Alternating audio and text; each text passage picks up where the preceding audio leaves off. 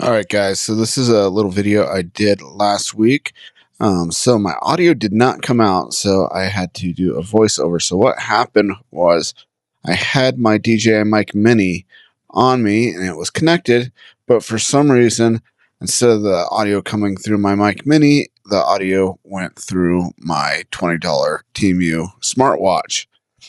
So I thought I would do a little voiceover of the video because I still liked how the video came out. So this was recorded with the DJI Neo 2.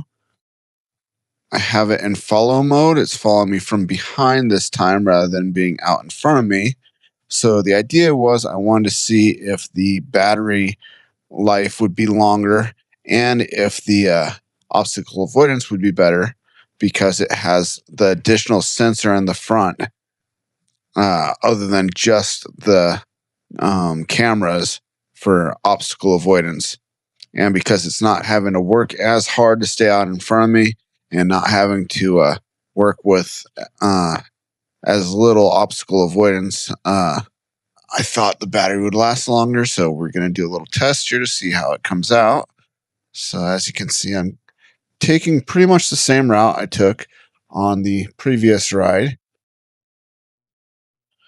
but I just have the drone behind me instead of in front of me, going about the same speed. Now the wind, the first video was definitely a lot stronger.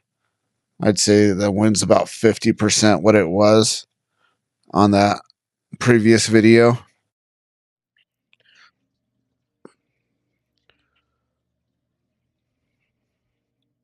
So I want to also see how it handled corners and everything. I mean, of course, I've seen with videoing my my granddaughter and my son at the BMX races or the BMX track that it can handle some pretty tight corners. I do have a new video of my granddaughter going around the track this last week, and I thought it handled the corners even better than before. So I think I've got the settings perfect for that. This ride is a good test of this because I noticed there was something wasn't quite right with my audio to start with. Video, I went ahead and did. There's a lot of overhanging trees, anyways. So I'm gonna see if it handles not realizing avoiding those obstacles better, and the tree limbs and branches. I think I fly right under the tree that I hit before.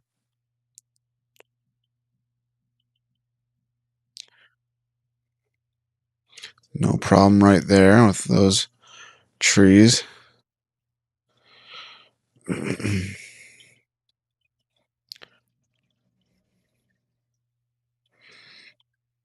think that might be my friend's truck that I just passed. Lives around the corner. All right, so we're going to turn this way. I had my streets wrong in the first video, by the way. This street I'm coming up to is actually Placer Street.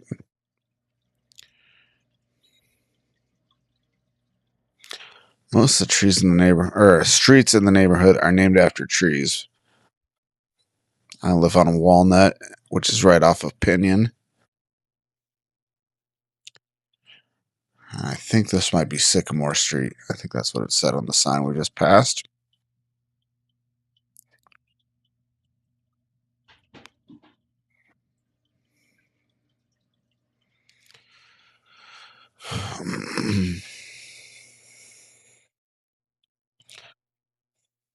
So I do some additional testing with the drone in different positions at the end of this video also, which is why I wanted to make sure I did get this video posted.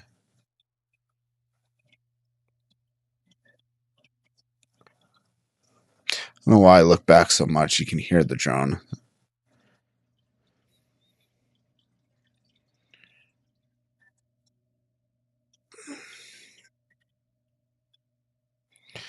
And this drone does have that really cool feature in the app where when you are recording audio, you can totally eliminate the noise of the drone, which is pretty wild.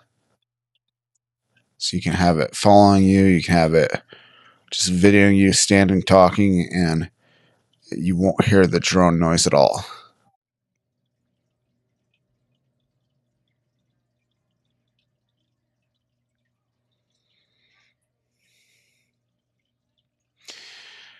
So I did take a minute to take off there. There, going to that tree. I believe I was in front of this truck when I had to swap out batteries on the first ride. Yeah, right up here, I think, was where I swapped batteries before.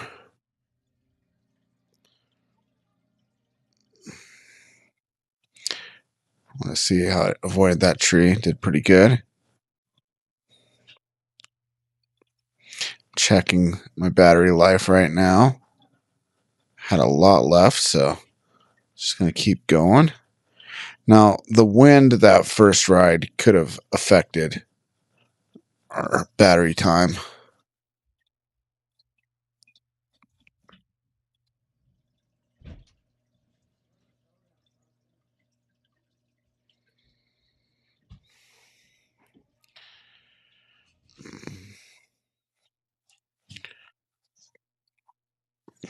Yeah, so we're already have gone quite a bit further than that first ride, all on the one battery.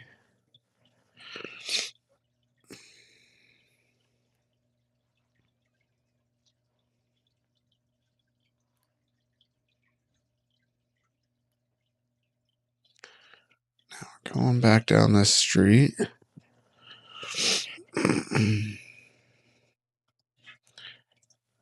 Check that out. Yeah, I had no problem with those trees. We'll come to another low-hanging tree. Does a really good job of avoiding all that.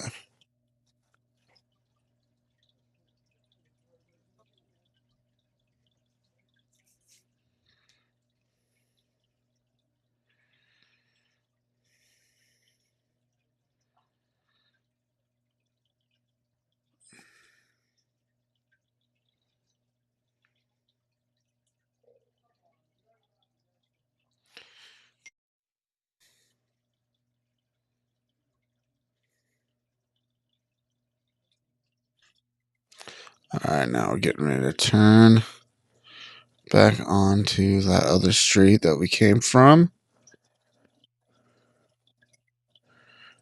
And this tree right here. Oh man, I didn't go as much under it because of that vehicle parked right there. That's the tree we hit the first test, but I didn't get as close to it, so didn't get to really see if it could avoid it going forward. I think it would have. The obstacle avoidance going forward is really good. It's when you start going sideways and backwards, that's when it has a few issues.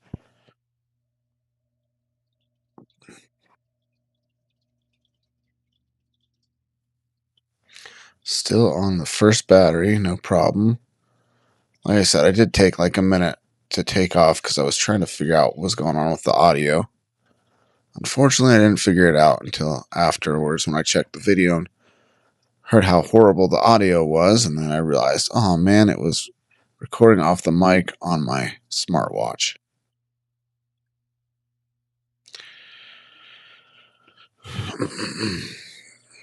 Make it down all the way back to the end of the street. In my first video, I talked about how there's a mansion down at the end of the street. So you go down that driveway, and there's just this massive house there. Crazy huge house. People that used to own the Chinese restaurant here in town used to own that house, and I don't know why they needed that big of a house. There were only 4 people in their family that I knew of. But they closed down their restaurant, and I haven't seen or heard from them since. But I heard that they moved out of the house. All right. Now I turned down the wrong street, I believe. Still on that same battery.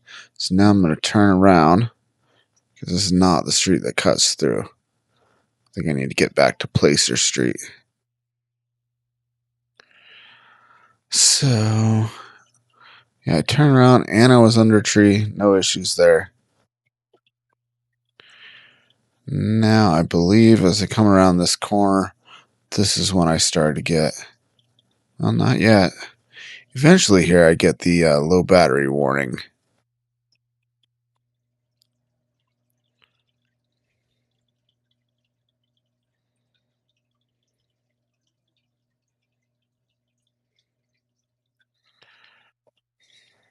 Past this street, down one more block, and that's when I think I start getting the alert that the battery's getting low.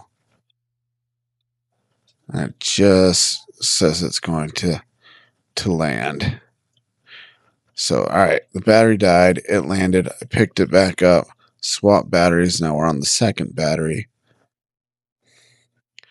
So, like I said, I did edit just a little bit off the beginning of this video before I took off. So we did get over 10 minutes of flight, I believe.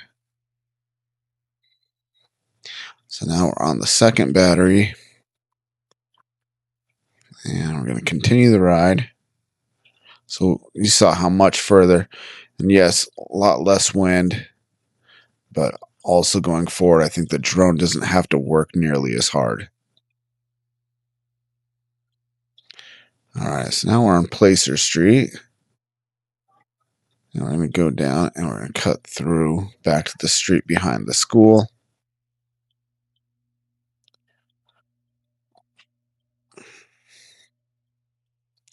Yeah, so I can make this turn.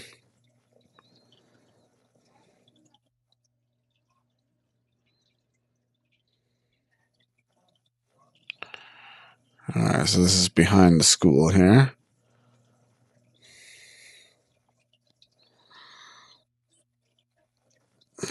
Make another right-hand turn.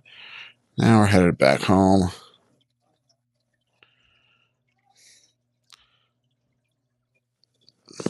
Still no issues avoiding any of these trees.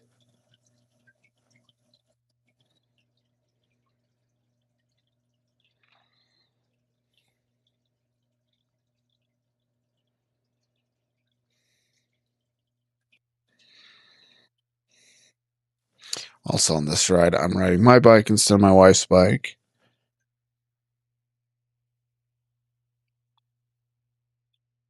It's my old BMX racing bike.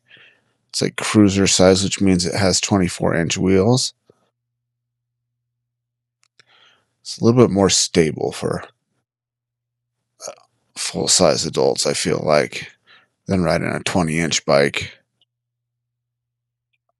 I do have a 20-inch race bike also, but it's just hanging up in the garage at this point. I don't race BMX anymore, but it is a fun bike to ride around on.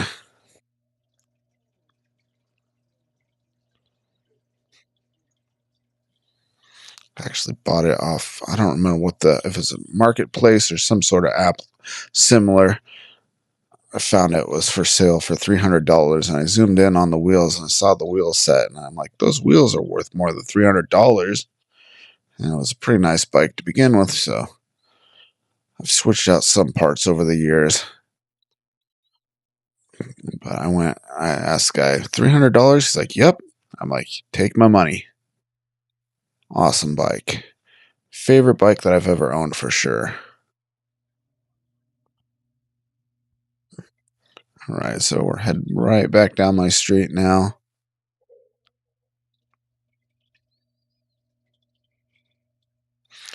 This was the point where the battery was low on the second battery in that first video, and it went to following me from behind instead of out in front like it was supposed to be. But right now, I believe when I got to the house, I still had 60% battery left. So that's why I do the additional tests here. So I'm going to come to a stop, and then we're going to have a little edit and skip forward.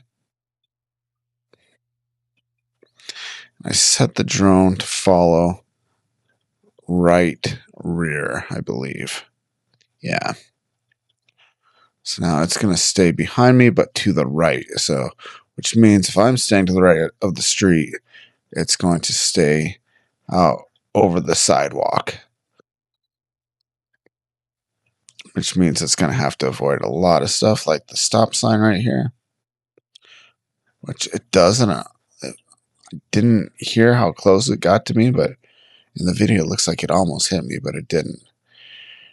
And it's got to avoid all of the mailboxes, trees.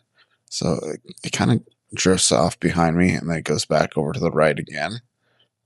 It's got to avoid any parked cars. So this is a pretty good test because it's flying at an angle because it's looking towards me, but from the side. So here we go. Over a bunch of parked cars. No problem whatsoever. I didn't get anywhere near the cars.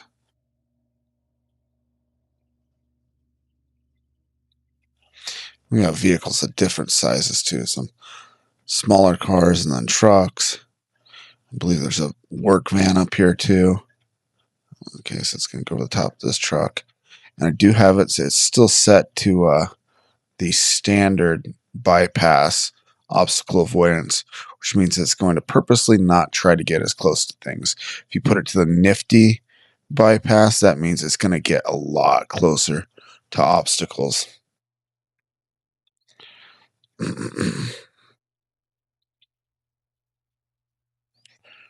Which means you're more apt to accidentally hit something. Yeah, that tree came way out there and it went back behind me to avoid it. Now it's going to try to come back to the side, and it sees that van and totally avoids it. It's coming back to the side again. Let me go over the top of this car, I believe. We do have some low trees and vehicles up here to avoid. Then I'm going to do one more little test with it at the end here. Once I get back to here, I believe the battery's now like getting down to like the 30%. So 30 something percent. So I stopped. I changed it to follow from the right. So now it's going to try to stay perfectly off perpendicular with me to the right, flying completely sideways. I believe I put it to close follow here. I think I kept it on high, but close.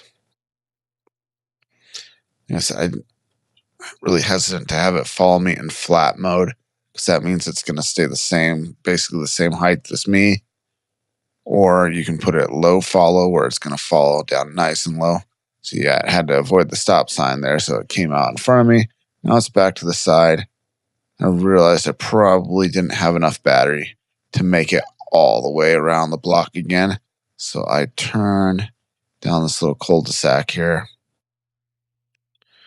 Yeah, I had to work really hard there to avoid all that. I saw there's a gentleman with a dog down the street. I didn't want to get too close to the dog with the drone. It might freak the dog out. No, my dogs do not like the drone. I've tried flying it in my living room and they freak out.